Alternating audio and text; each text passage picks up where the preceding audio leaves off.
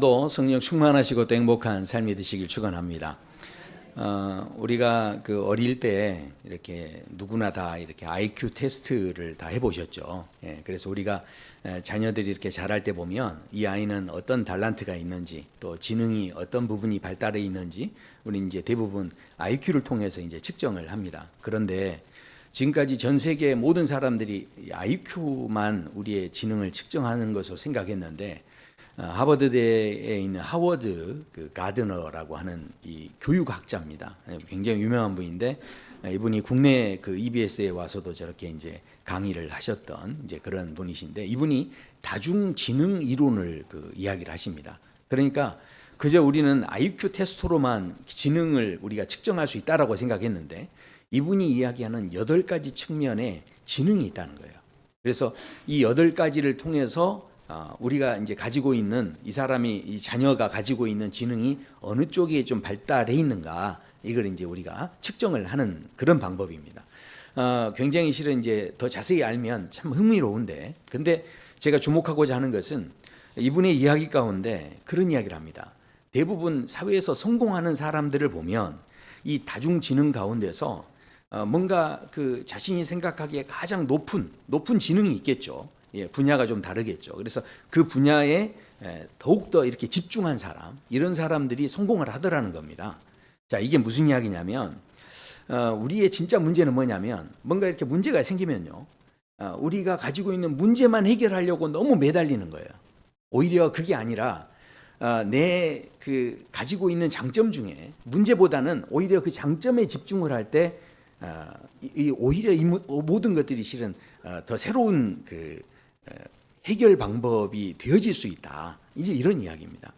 실제로 제가 예전에 있던 교회에서 그 NCD 코리아에서 교회를 컨설팅 해주기 위해서 그 교회에 이제 설문을 하고 조사를 하는 그래서 이 시스템을 가지고 이제 저희가 그 비용을 지불하고 이분들이 오셔서 전문가들이 저희 교회를 다 이렇게 진단을 해주셨어요.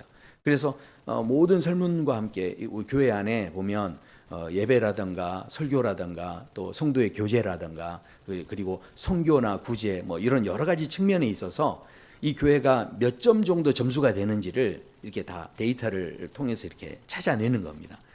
그런데 제가 그 이제 일을 진행하면서 그 전문가와 함께 그 일들을 추진을 하다가 그분에게 기가 막힌 이야기를 들었어요.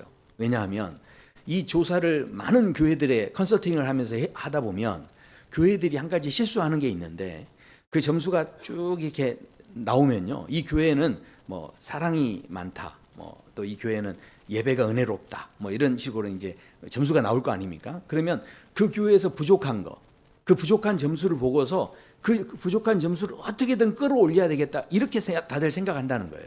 그런데 그렇지 않답니다. 오히려 그 점수가 나온 것에서 가장 높은 점수를 그 교회에서 더 잘 이렇게 살릴 수 있도록 그걸 끌어올리면요. 나머지가 함께 끌어올라온대요. 그러니까 우리가 자칫하면 우리가 갖고 있는 문제 속에만 너무 집중하다가 오히려 그 문제에 매몰될 수도 있다라는 것이죠. 제가 2025년을 시작하면서 새해를 맞이하면서 3주간 동안 제가 빚에 대한 말씀을 드렸습니다. 왜냐하면 우리 성도님들이 이 땅에서 소금과 빛이 되기를 원하시는 마음, 그런 하나님의 마음을 우리가 어떻게든 나누기 위해서 제가 송구 영신 예배 때 요한복음 1장을 통해서 빚을 말씀드렸고요. 또 그 다음 주에 요한복음 8장에서 또 빚에 대한 이야기, 그리고 요한복음 9장을 통해서 또 이 빚에 대한 그런 말씀들을 함께 나눴습니다. 그리고 또 두 번째로 지난 3주간은 하나님을 기쁘시게 하는 삶이 무엇인가? 이것을 2주 전부터 나눴는데 그 지지난주에는 로마서 14장의 말씀을 가지고 하나님을 기쁘시게 하는 것이 무엇인가? 다 기억하시죠? 네.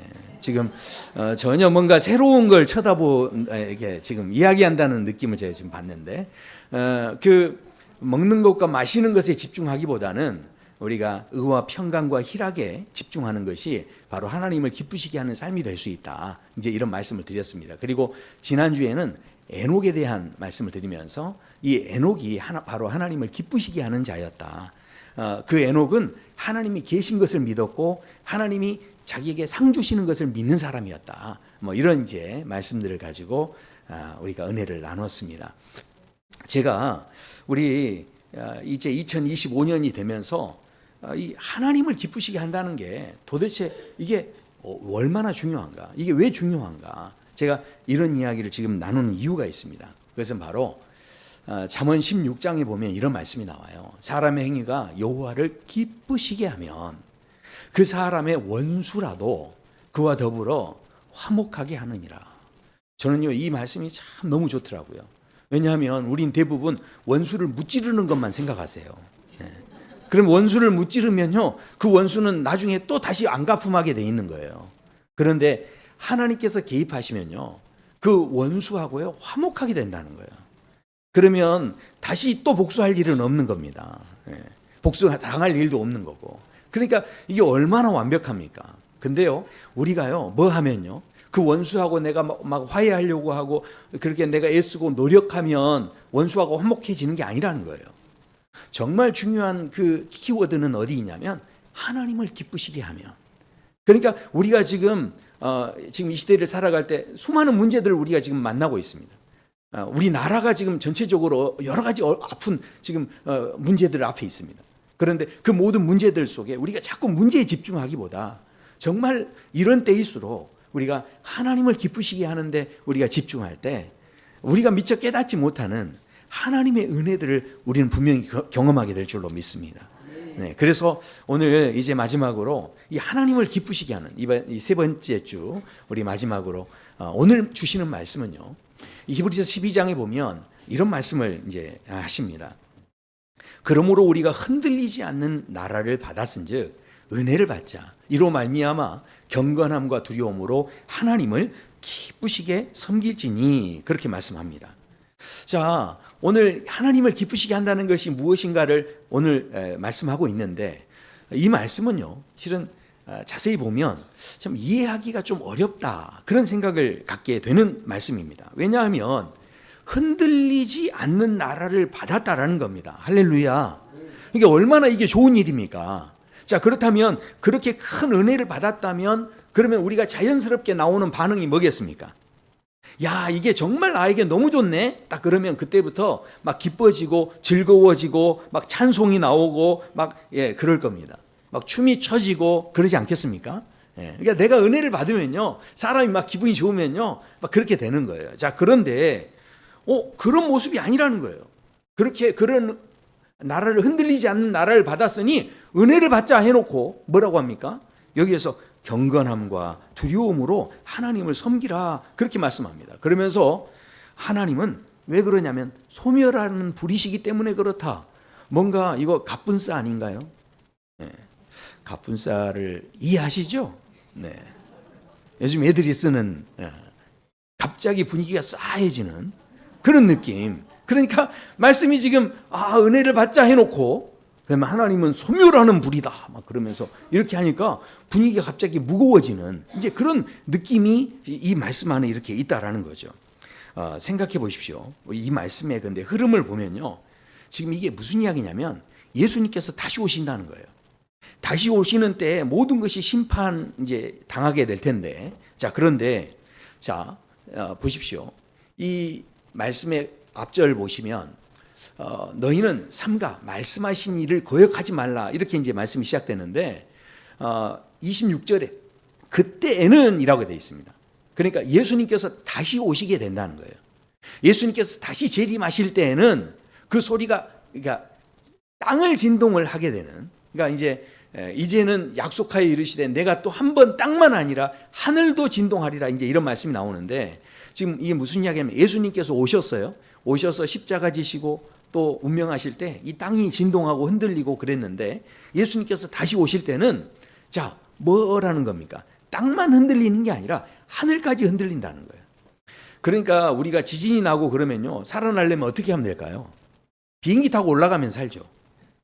그렇지 않습니까? 이게 만약에 땅에 지진이 난다면 그 공중에 떠 있으면 살지 않겠습니까? 자, 그런데 하늘까지 흔들려 버리면 자, 살 수 있다는 겁니까, 없다는 겁니까? 피할 수가 없다는 이야기예요. 자, 그러니까 마지막 때 우리가 이 심판의 날 이런 일이 있게 될 텐데 너무 놀라운 것은 그런 마지막 심판이 있을 때도 자, 무슨 일이 있느냐? 너희에게는요. 그러므로 우리가 흔들리지 않는 나라를 받았다는 거죠. 그러니까 어떤 상황도 우리를 흔들 수 없다. 그러니 이게 얼마나 기뻐하고 감사할 일입니까? 그런데 갑자기 본문에서는 뭐라고 합니까? 하나님은 너희들 소멸할 수 있으니까 뭐라는 거죠? 경건함과 두려움으로 하나님을 기쁘게 섬기라. 이렇게 말씀을 합니다. 이 소멸하는 불에 대한 이야기를 할 때 생각나는 사건이 있습니다. 그게 뭐냐면 레위기서를 보면요. 레위기 9장에 하나님 앞에 제사 드리는 그런 장면이 나오는데 8째 날이라고 레위기 9장은 시작을 합니다. 이게 무슨 이야기냐면 하나님께서 이스라엘 백성들이 출애굽한 다음에 그 다음에 이제 하나님 앞에 예배를 드릴 수 있도록 제사장을 세우는데 제사장을 위임식을 합니다. 위임식을 8일 동안 한 다음에 8일이 끝나자마자 이제 너희가 하나님 앞에 제사 드리라 하면서 첫 번째로 그러니까 이제 제대로 된 제사가 드려지는 거죠. 위임식과 함께 예배가 드려지는데 한번 생각해 보세요. 제가 이 사랑누리 교회 처음에 왔을 때 취임하고 이렇게 저희 이제 예배를 드렸지 않습니까? 감사 예배를 드렸죠. 그러니까 제가 이제 이 교회에 와서 이렇게 서서 함께 예배를 드릴 때 그때 많은 분들이 오셔서 축하도 하시면서 함께 예배를 드렸는데 그 예배가 얼마나 참 이렇게 은혜롭고 또 서로에게 막 격려가 되고 힘이 되는 그런 예배였습니까? 전혀 기억이 안 나시는군요. 네. 저희 교회 그때 이 의자가 부족할 정도로 이렇게 다 가득 차셔가지고 함께 이렇게 예배를 드렸는데 그런 예배를 드릴 때 우리가 얼마나 기뻐요. 얼마나 막 감사합니까? 막 그래가지고 그렇게 감사한데 자 그래서요 그 예배 가운데서요 막 서로를 축복하는 이제 이런 장면이 있는데 오늘 말씀에서도 그러니까 레위기에서도 보면 그렇게 하나님 앞에 예배를 드리는데 무슨 일이 있냐면 모세와 아론이 회막에 들어갔다 나와서 백성들을 막 축복을 했다는 겁니다. 예배를 드리면서. 자, 그랬더니 무슨 일이 생겼냐면 24절에 보면 불이 여호와 앞에서 나와서 이 제단 위에 있는 번제물을 다 태웠다는 겁니다. 자, 그러니까 불이 여호와 앞에서 나왔다. 이 이야기는 그 예배 현장에 누가 임재하셨다는 겁니까? 하나님께서 임재하셨다라는 것을 이제 상징하는 것이죠. 자, 그런데 이렇게 해서 너무너무 은혜롭게 예배가 다 끝났는데 그런데 이 놀라운 순간이 그 순간 끝나버리고 이게 또 갑분싸가 됩니다. 왜냐하면 이런 일이 딱 끝난 다음에 레위기 10장으로 딱 넘어가서 무슨 일이 있냐면 아론의 아들들이었던 나답과 아비후가 각각 향로를 가지고 나오는데 하나님께서 명하시지 않는 불을 담아왔다는 거예요. 도대체 이제 어떤 불을 담아왔는지는 우리가 정확히는 알 수 없어요. 그러나 분명히 하나님이 명하시지 않는 불을 담았다는 것은 지금 첫 번째 예배고 출애굽한 다음에 첫 번째 예배고 얼마나 소중한 예배입니까? 그렇다면 긴장을 하면서 뭔가 좀 잘 생각해야 되는데 그게 아니라 이렇게 했다는 것은 하나님에 대해서 좀 가볍게 생각하고 좀 무시하는 그런 별로 하나님 말씀을 귀담아 듣지 않았다라는 이제 이런 이야기인 거죠. 그랬을 때 너무 놀라운 것은요. 이때 2절에 보면 불이 여호와 앞에서 나와서 또 불이 나왔는데 그 불이 그들을 삼켜버리고 그들이 거기에서 직사해서 죽게 됐다. 이제 이런 이야기입니다. 너무 놀라운 사건이 이제 진행이 됩니다. 결국 이 사건을 통해서 우리가 깨닫게 되는 게 무엇입니까? 하나님께서 너무 놀라운 은혜를 베풀어 주셨는데 그 은혜를 베풀어 주셨을 때 그 은혜를 받을 때 우리가 제사를 드리면서 그때 정말 축제의 분위기인데 그런데 그 은혜를 받는 마음이 계속 그래도 경건하면서 두려워하는 마음으로 그 은혜들을 받기를 원하는 그래서 거기에 깨어있기 원하는 이런 말씀으로 우리는 대부분 생각을 합니다.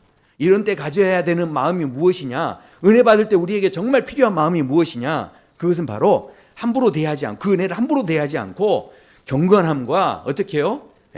두려움으로 그 은혜를 받을 때 그렇게 우리가 받으면서 나아갈 때 그것이 바로 하나님을 기쁘시게 할 수 있는 거다. 우리 이제 이렇게 생각할 수가 있습니다. 자, 그렇다면 질문해 보겠습니다. 오늘 예배 가운데 오신 여러분들은 마음에 뭐가 있으십니까?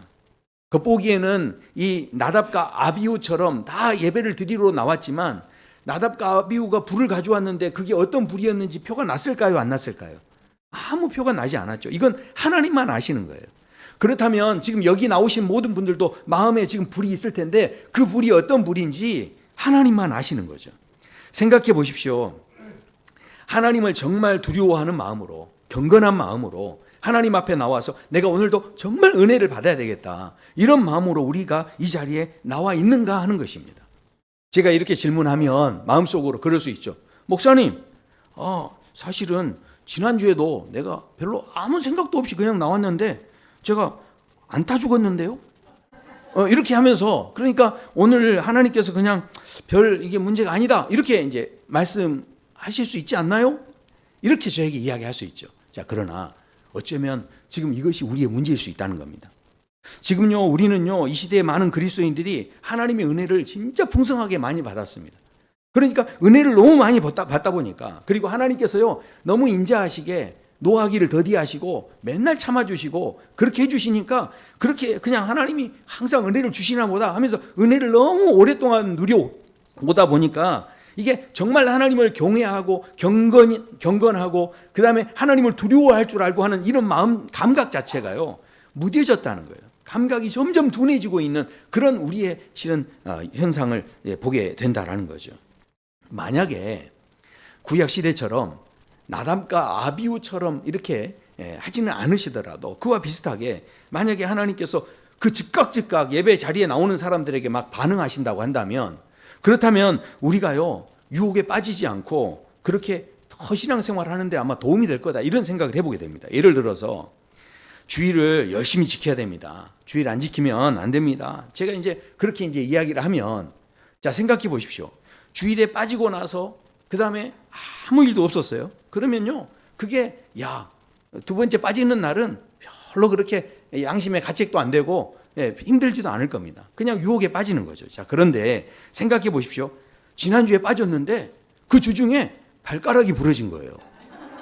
와, 그러면 이제 깜짝 놀란 거예요. 근데 이제 이번 주에 또 빠졌는데 이번에는 다리가 부러진 거예요. 아마 이렇게 되면은요, 자, 생각해 보십시오. 그러면 이제 우리는 어떻게 반응하겠습니까? 제가 굳이 교회 나오시라 이렇게 말하지 않아도요, 주일만 되면 눈이 번쩍번쩍 떠지고 막 이렇게 되지 않겠습니까?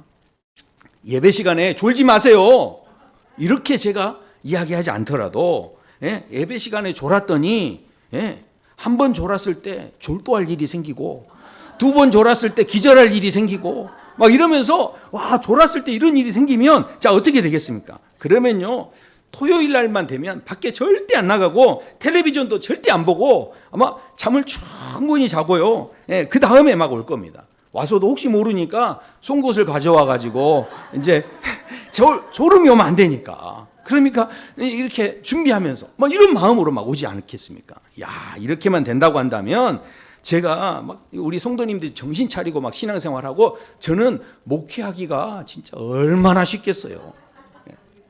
일일이 다 이거 해라 저거 해라 하지 않아도 하나님께서 그렇게 즉각 반응해 주시면 이게 정말 좋겠다, 이런 생각을 합니다. 자, 그러나 하나님께서 그러한 두려움을 원하시는 게 아닙니다. 만약에 그런 두려움으로 우리가 지금 신앙생활을 하고 있다면 우리의 믿음은 그냥 두려움밖에 없는 거예요. 이게 실은 믿음이라고 보기 어려운 거죠. 겁이 나서 신앙생활하는 것뿐인 겁니다. 그러니까 하나님께서 진정으로 원하시는 것은 겁나서 오는 게 아니라 하나님을 정말 사랑해서 그 사랑하는 마음으로 이 자리에 나오기를 원하신다라는 거죠. 자, 그렇다면 오늘 이 말씀하시는 이 경건함과 두려움이 도대체 뭔가, 이것이 어떻게 하나님을 기쁘시게 할 수 있는가, 우리 이제 생각해 보게 되는 거죠. 자, 이 말씀을 하시는 이 히브리서의 배경을 보면요, 히브리서 지금 12장인데 이 앞장에 히브리서 11장에 믿음으로 살았던 사람들의 이야기를 하는데, 그때 많은 성도들이 어떤 상황에 있었냐면 감옥에 갇히기도 하고 믿는다는 것 때문에요, 돌에 맞기도 하고요, 어떤 사람은 톱에 켜서 죽임을 당하는 막 그런 순교적인 삶을 사는데도 이 사람들이 믿음을 저버리지 않고 끝까지 믿음을 지켰다는 거예요. 그러니까 이 사람들이 지금 얼마나 큰 두려움 가운데 있겠습니까? 교회 다닌다고 하면, 믿는다고 하면 다 잡아다가 사자굴에 넣어버리고 막 이러니까 얼마나 두렵겠어요. 안 그래도 지금 두려워 죽겠는데, 그런데 여기에다 대놓고 뭐라고 하시는 겁니까? 지금 거기에다 뭘 또 두려워하라고 이렇게 이야기하면 그러면 이건 이 가중치가 너무 크지 않습니까? 너무 부담되는 말씀이죠. 그러니까 오늘 이 말씀은 실은 그런 차원이 아닙니다. 이 말씀은요, 우리에게 뭘 이야기하시는 거냐면 두려움을 이기는 두려움을 말씀하시는 겁니다. 자, 이게 무슨 이야기냐면 우리가요, 하나님이 정말 기뻐하시는 이 두려움은 어떤 두려움이냐면 세상에서 주는 여러 가지 두려움들이 있는데 그걸 이기는 두려움. 자, 이걸 좀 더 이해하기 쉽게 제가 설명을 드리면 시편 31편에 이런 말씀이 나와요. 주를 두려워하는 자를 위하여 이렇게 돼 있는데, 자, 생각해 보십시오. 우리가 뭔가를 두려워하면요, 나타나는 자연스러운 현상은 뭡니까? 그 두려운 사람을 피하게 돼 있죠. 그렇지 않습니까? 두려운 사람을 어떻게든 안 보려고 하는 그런 마음이 있겠죠. 자, 그런데 이 말씀을 자세히 보시면 주를 두려워하는 자를 위하여 쌓아두신 은혜가 있다라는 겁니다. 자, 그런데 그 쌓아두신 은혜가 있는데 이것을 좀 더 자세히 그 설명을 그 뒤에 하시는데 뭐라고 하냐면 주께 피하는 자를 위하여 지금 인생 앞에 베푸신 은혜가 너무 크고 놀랍다 이런 말씀이 있는 겁니다. 그러니까 두려워하면 주님을 피할 거예요. 그렇지 않습니까? 그런데 그게 아니라 이 시편 기자는 뭐라고 하냐면 너 지금 주님을 두려워하기 때문에 누구에게 피한다는 겁니까? 오히려 주님께로 피한다는 거죠. 그러니까 세상의 모든 주는 두려움들이 있지만 그것보다 더 위대한 두려움, 더 큰 두려움이 바로 하나님에게 있기 때문에 자기는 하나님께 피한다는 이야기예요. 그러니까 그 하나님께 피하니까 자잘한 두려움들은 아무것도 아니라는 거죠. 자, 여기 보시면 그래서 이어지는 20절에서 이렇게 말씀합니다. 주께서 그들을 주의 은밀한 곳에 숨기셔서, 그러니까 하나님께 피했더니요, 하나님께서 은밀한 곳에 숨기시고 사람의 꾀에서 벗어나게 하시고, 와, 너무 놀랍죠. 비밀이 장막에 감추사 말다툼에서 면하게 하시리라. 와, 하나님께 피했더니 이런 은혜를 주신다는 거예요. 너무 놀랍지 않습니까? 예, 아무튼 저만 좋아요. 아무튼 생각해 보십시오. 우리가 세상을 살면서 여러 가지 문제가 있고 두려움이 있고 어려움이 있습니다. 자녀 문제라든가 건강 문제라든가, 특별히 지금 우리나라가 너무 지금 심각한 어려움에 지금 처해 있죠. 지금 우리가 뭐 이것저것 엉뚱한 데 신경 쓰고 있는데 중국에서 지금 딥페이크 발표해가지고 지금 전 세계적으로 지금 난리가 났습니다. 아주 저비용으로 지금 AI 언어 생성 모델을 지금 만들어내가지고요. 지금 얼마나 지금 이 세계 각국에서 이런 지금 이 AI 개발, 미래 산업을 위해서 지금 투자를 하고 있는지 모릅니다. 그런데 그렇게 투자를 해도 지금 부족할 판에 저희는 지금 안에 일어난 문제들 수습하느라고 지금 정신이 없는 거죠. 자, 그러니까 생각해 보십시오. 우리가요, 이 땅에서 있는 그렇다면 모든 두려움들을 정말 내가 애쓰고 힘써서 그걸 해결한다고 생각해 보십시오. 만약에 어떤 분이 내 건강이 너무 걱정이 돼가지고 건강보조식품 또 건강 영양제 이런 것들을 막 이렇게 먹었어요. 그러면 두려움이 다 끝나나요? 먹다 보면요, 자연스럽게 이거 혹시 또 가짜가 아닌가? 이것도 먹다 보면 이거 또 이러다가 이 보조식품에 중독되는 거 아닌가? 그러면서 또 다른 두려움이 생기는 거예요. 그러니까 우리가 그렇게 힘써서 노력하는 모든 것들은요, 알고 보면 마치 풍선 효과처럼 이쪽을 누르면 저쪽에서 튀어나오는 거예요. 그러니까 이쪽이 해결되는 것 같은데 저쪽에서는 또 다른 두려움이 나오는 겁니다. 자, 그런데 오늘 말씀을 통해서 도대체 하나님께서는 무슨 말씀을 하시는 거냐면 이 세상에 여러 가지 두려움들이 있을 수 있는데 그런데 하나님께서 뭐라고 합니까? 그 모든 두려움을 진짜로 이길 수 있는 길이 있다는 거예요. 그게 뭐냐면 하나님 앞에 두려워하라는 거예요. 그러니까 하나님 앞으로 우리가 피하면 그 안에서 모든 게 해결된다라는 거죠. 세상이 우리를 아무리 흔들어 댄다 할지라도 그래도 우리가요, 우리의 영혼을 흔들 수 없는 진정한 두려움을 갖고 계시는 분이 하나님이시다라는 것입니다. 그래서 우리가 그런 은혜를 받아야 된다. 자, 그러므로 우리가요, 오늘 말씀은 진짜 하나님을 두려워함으로 말미암아서 세상이 주는 갖가지 두려움을 이겨낼 수 있기를 원하시는 바로 그런 하나님의 마음이 담겨져 있다라는 겁니다. 자, 그런 차원에서 보면 이 두려움은요, 단순히 감정적인 두려움을 이야기하는 게 아닙니다. 이 두려움의 의미를 그래서 우리가 자세히 생각하셔야 되는데 하나님 앞에 두려워하는 거는요, 우리에게 능력을 줍니다. 하나님 앞에 두려워하는 건 우리에게 지혜를 줍니다. 예. 이게 안 믿어지시는군요. 그래서 성경에서 거듭 말씀하기를 뭐라고 하냐면 여호와를 경외함이 지혜의 근본이라는 거예요. 그러니까 여호와를 경외하는 것이요 우리에게 힘이라는 거예요. 그러니까 여호와를 경외하는 것, 하나님 앞에 그 두려움으로 서는 것 자체가 우리에게 능력이 되고 힘이 되는데, 자 그런데 하나님께서는 우리가 거기에만 머물지 않기를 원하십니다. 오늘 진짜 이제 제가 하고 싶은 말씀은 여기 있어요. 바로 이 경건이라고 하는, 자 오늘 말씀해 보시면 경건함과 두려움이 있는데, 이 경건이라고 하는 것은 우리가 어떤 삶의 태도라든가 행동들에 대한 이야기로 우리가 생각할 수가 있는데, 원어 성경에 찾아보면 그저 단순히 삶의 어떤 태도만을 이야기하는 게 아니에요.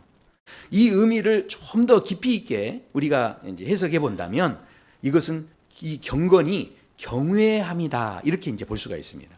그러니까 하나님을 경외한다는 거죠. 경외하는 두려움은요, 이거는 무서워서 두려워하는 게 아니에요. 경외한다는 것은 거기에 뭐도 담겨져 있냐면 사랑하는 마음이 담겨 있는 겁니다.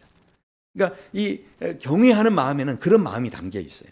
자, 그러니까 오늘 이 말씀을 통해서 하나님께서는 지금 무엇을 우리에게 도전하시는 거냐면, 우리의 삶을 살아가실 때 이 세상에서 그 많은 두려움 앞에서 하나님 앞에 나아가실 때 우리가요 하나님을 사랑하는, 그러니까 사랑의 두려움을 느낄 수 있는 그 자리까지 우리가 나아가기를 원하신다라는 것입니다. 자, 예를 들어서요, 저희 교회도 우리 장로님들 이렇게 계시는데 가까이 우리 장로님들 제가 자주 뵙잖아요. 그런데 우리 장로님들 중에서도 특히나 아내분을 굉장히 두려워하는 장로님이 계세요. 굉장히 아내를 무서워합니다. 그리고 뭘 하나 해도 자기 혼자 결정을 잘 못 내리시고 마치 아내에게 뭔가를 여쭤봐야 된다는 식으로 늘 그런 태도를 갖고 계시는 분이 계세요. 분명히 겉으로 보기에는 그 아내분이 남자를 막 집에 가서 두들겨 팬다거나 이런 분이 아니에요. 보면은 분명히 장로님이 싸움을 해도 이길 것 같아요. 전혀 문제가 아닙니다. 자, 그런데 우리 장로님은 항상 두려워하는 거예요. 남자분들이, 근데 우리 장로님뿐만이 아니에요. 여러분들 보면요, 예전하고 다르게 지금은 남자분들이 다 이렇게 두려워합니다. 그래, 왜 그럴까요? 이게 왜 두려워하는 걸까요? 남자분들 표정이 그래도 지금 다 공감하고 계시는 표정인 것 같아요. 시대가 변했다, 그죠? 그러면 남자분들이 왜 두려워할까요? 얻어맞을까봐 두려워할까요? 아니면 밥 못 얻어먹을까봐 두려워할까요? 아닌 거죠. 바로 나를 사랑하는 사람을 실망시키지 않기 위해서 두려워하는 거죠. 그러니까 이게 무슨 이야기입니까? 아내를 기쁘게 하기 위해서 두려워하는 거예요. 그러니까 살다 보면 이게 생각해 보십시오. 어떻게 하면, 내가 잘못해서 이 아내가 혹시라도 실망하면 어떻게 될까? 그래서 두려워하는 거죠. 동의하시면 아멘 하시죠. 네, 아멘. 네, 감사합니다. 네. 야, 정말 아멘 했다는 건 그만큼 힘들게 살고 있다는 이야기입니다.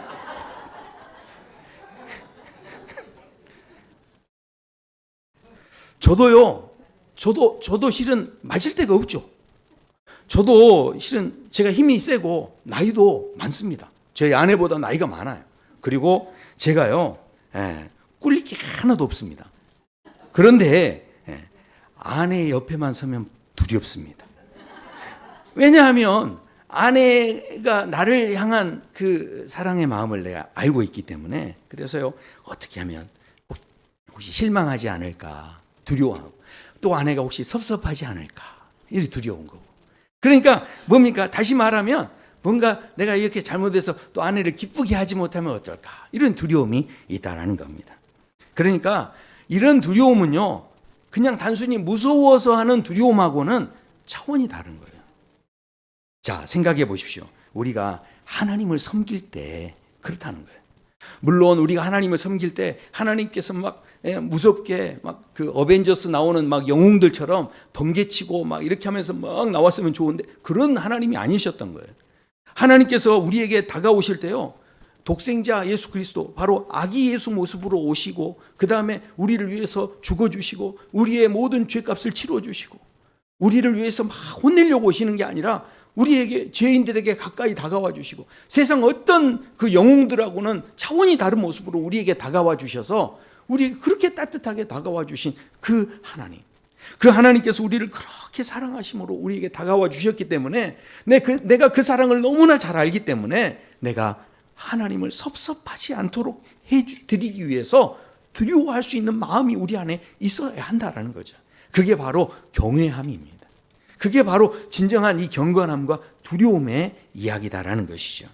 오늘 하나님께서 나는 소멸하는 불이다 이렇게 실은 말씀을 하시는데, 이 말씀을 보면 나답과 아비후가 여호와께서 원하시지 않는 불을 가져다가 이렇게 제사를 드릴 때 막 불이 나와가지고 살라버렸다, 우린 이렇게만 생각할 수 있는데 절대 그렇지 않습니다. 실은 이 하나님은 소멸하는 불이다 이 말씀이 어디에 나오냐면 신명기서에 나옵니다. 신명기 4장에 보면 이런 말씀이 나와요. 어떤 말씀을 먼저 하시냐면 이스라엘 백성들에게 내가 너희를 그렇게 사랑해서 구원해 줬으니 너희들은 다시는 우상을 섬기지 말아라, 이렇게 말씀합니다. 그 다음에 하시는 이야기가 나는 소멸하는 불이요 질투하는 하나님이다, 그렇게 말씀을 하십니다.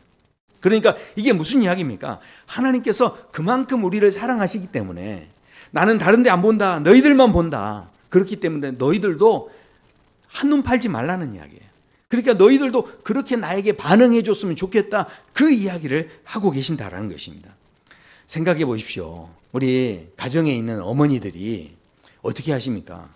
자녀들에게 밥을 해주시잖아요. 근데 밥 해줄 때 막 정성껏 차려줍니다. 근데 왜 그렇게 정성을 다해서 막 차려줍니까? 그거 애들이 밥 먹다가 엄마 오늘은 8점, 엄마 오늘은 5점인데? 이렇게 하면서 아이들한테 점수 받으려고 밥 해주는 게 아니에요. 그 점수를 더 잘 받기 위해서 막 두려워하는 마음으로 밥합니까? 그게 아닌 거죠. 어머니들이 그 자녀에게 밥을 해줄 때는요, 어떻게 됩니까? 이 밥을 먹고 아이들이 더 잘 자라야 될 텐데, 이 밥을 먹고 아이들이 싫어하면 안 될 텐데, 이 아이가 이 밥을 먹고 또 이거 먹으면 섭섭하면 안 될 텐데, 그러니까 그런 마음을 가지고 그런 게 있으면 안 된다라는 마음이 있기 때문에 어머니가 그 자녀에게 정성을 다해서 그 밥을 돌아서면 밥, 이게 얼마나 이게 힘듭니까? 그런데도 불구하고 그 일들을 계속하는 이유가 뭡니까? 그 자녀를 너무너무 사랑하니까, 그 자녀가 실족하지 않도록 하기 위해서 그 일들을 하는 거죠. 생각해 보십시오. 우리가 하나님 앞에 나와서 실은 최선을 다하는 그 모든 것들이, 하나님 앞에 오늘 이 예배 자리에 나와 있는 이 시간들이 그냥 된 게 아니라는 거예요. 하나님께서는요, 우리에게요, 흔들리지 않는 나라를 주셨다는 거예요. 이건 앞으로 주신다는 것도 아니고요, 예수님으로 인해서 이미 주셨다는 거예요. 이미 우리는 그 흔들리지 않는 나라를 받았다라는 겁니다. 그렇다면 그 받은 마음을 가지고 우리가 이 땅에서 하나님을 이렇게 섬기고 나아갈 때, 이 시간, 예배 시간에 하나님께 나아가는 이 시간들이 누가 시켜서 나오는 것도 아니고요, 눈치 보여서 나가는 것도 아니고요, 어디 다리 부러질까 봐 두려워서 나오는 것도 아니고요, 이 시간이 어떤 시간이 돼야 된다는 겁니까? 바로 그 나를 향한 하나님의 사랑, 그 하나님을 섭섭하지 않게 하기 위해서, 그 하나님 더 기쁘시게 하기 위해서 그 마음의 중심을 가지고 우리가 하나님을 섬기며 나아가는 것, 이것이 얼마나 귀한 일입니까?